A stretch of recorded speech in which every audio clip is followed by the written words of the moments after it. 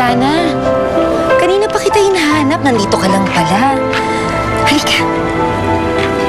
Anong iniisip mo? Yung lalaki pong tumulong sa atin. Si Billy? Opo, sabi niya po, taga Maynila raw siya. Sana po magkita kami.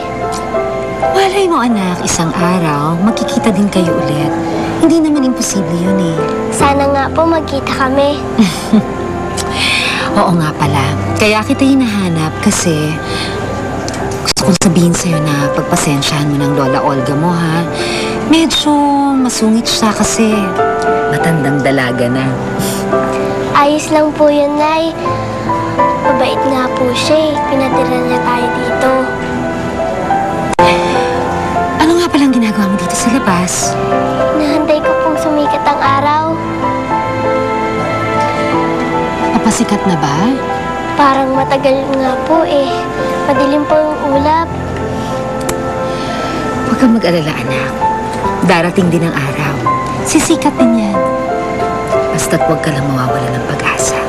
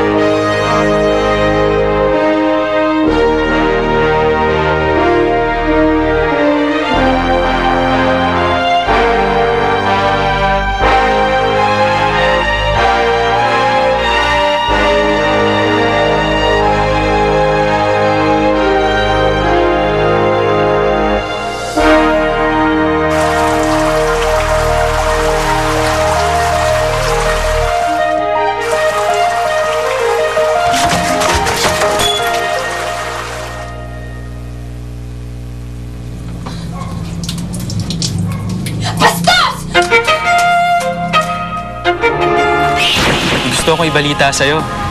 Yung tita kong doktor, naghahanap ng makakatulong niya sa klinik niya. Pinakiusapan ko na subukan ka. Tanggap na po ako. Oo, may ilang documents lang ako ipapakuha sa iyo. And most importantly, gusto ko magpa-physical exam ka sa akin. Po? Hoy! Ikaw! Anong ginagawa mo sa baby ko? Gusto mo siyang i-dognap, no?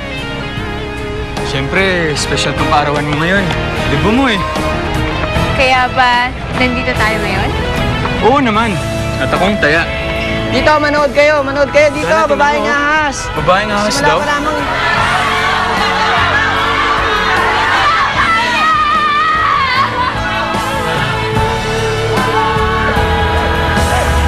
Mukhang kailangan mo to.